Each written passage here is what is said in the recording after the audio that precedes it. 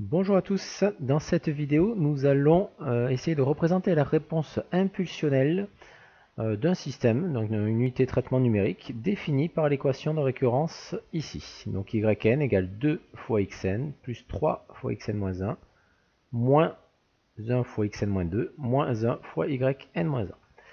Donc première étape, on vous demande d'indiquer si l'algorithme est récursif ou non récursif. Donc là, si on regarde bien l'équation de récurrence, yn, donc l'échantillon de sortie, dépend des échantillons d'entrée, donc xn, xn-1, xn-2, mais également, puisqu'il y a un coefficient moins 1 devant, de l'échantillon de sortie précédent. Donc à partir du moment où l'échantillon que l'on calcule dépend des échantillons de sortie précédents, on dit que l'algorithme est récursif.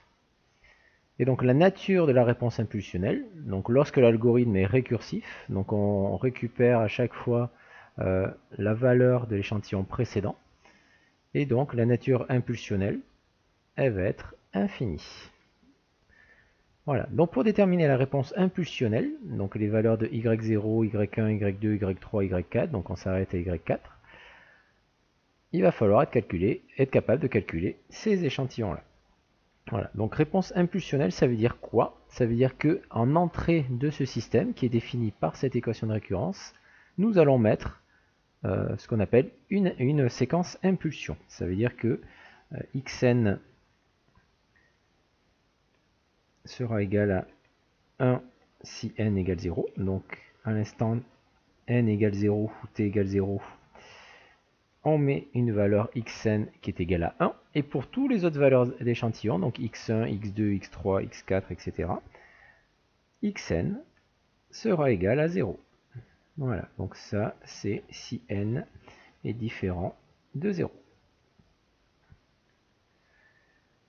Donc là, ce que l'on vous demande de calculer, c'est donc les échantillons de sortie. Donc là, il va falloir que je mette la valeur et ça va se représenter graphiquement.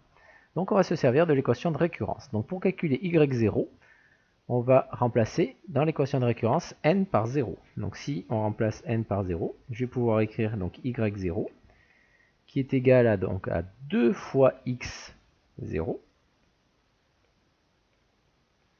plus 3 fois x, donc de 0 moins 1, d'accord, n moins 1 ça va faire 0 moins 1, donc ça va faire 3x moins 1, moins xn moins 2, donc ça fait x 0 moins 2, ça va faire x moins 2, donc c'est l'échantillon, deux périodes d'échantillonnage avant l'échantillon 0, moins y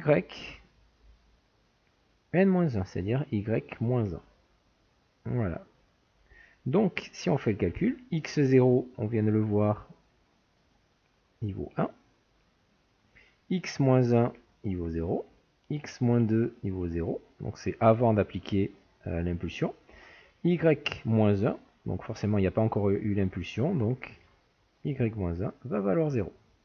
Donc, si on fait le calcul, ça va faire donc 2 fois 1, plus 3 fois 0, moins 0, moins 0. Donc, ça fait 2 fois 1.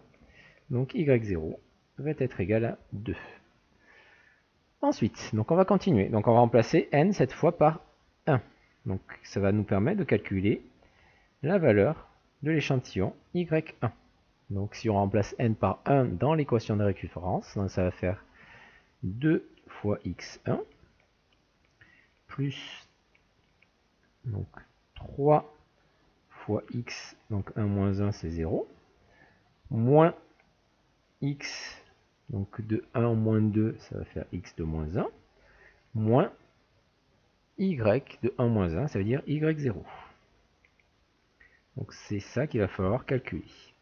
Donc x1, puisque nous avons une impulsion, vous voyez que la valeur de x1 vaut 0. x0, il vaut 1. x moins 1, il vaut 0. Et donc y0, donc c'est le coefficient que nous avons calculé la ligne au-dessus. Donc y0 vaut 2. Donc au final, nous allons avoir 2 fois 0, donc 3 fois 1, 3, moins 2. Donc 3 moins 2, il va nous rester 1. Voilà, donc ici, nous allons avoir y1 qui sera égal à 1. Donc là, j'avais calculé y0 égale 2, donc je vais mettre la valeur. y1 égale 1. Voilà. Donc vous voyez, ça se trace au fur et à mesure. En entrée, on a x0 qui vaut 1, y0 qui vaut 2, y1 qui vaut 1. À nous de calculer les trois autres coefficients. Donc, y2, si on le calcule, donc il va falloir remplacer dans l'équation de récurrence n par 2. Donc ça va faire 2x2 plus 3x1 moins x0 moins y1.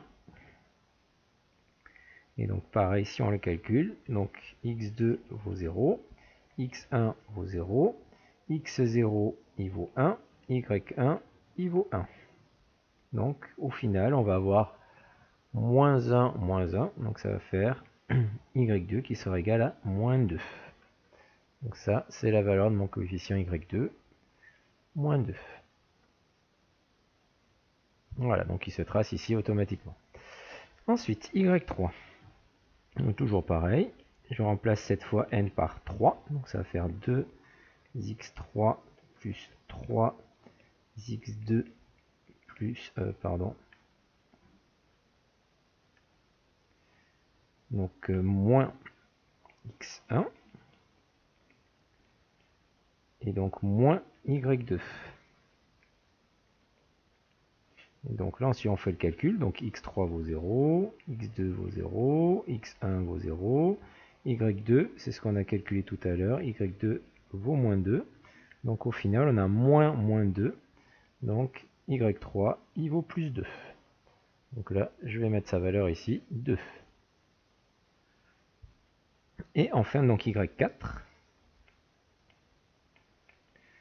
Donc y4, donc je vais remplacer n par 4, donc ça va faire 2x4 plus 3x3 moins x2 moins y3. Et donc là, la seule valeur, donc x4 vaut 0, x3 vaut 0, x2 vaut 0, et donc y3, il vaut plus 2. Donc nous allons avoir moins 2 au niveau de la valeur de y4. Voilà, donc ici, y4 va valoir moins 2, donc, et etc. Donc on voit bien que si on continue comme ceci, puisque toutes les valeurs de x supérieures à x1, supérieures ou égales à x1 valent 0, mais nous allons avoir y5 qui sera égal à plus 2, y6 qui sera égal à moins 2, etc. Voilà, donc pour cette réponse impulsionnelle, donc je vous rejoins dans une prochaine vidéo pour voir la réponse indicielle qui correspond donc à cette équation de récurrence. Merci de m'avoir écouté, à très bientôt.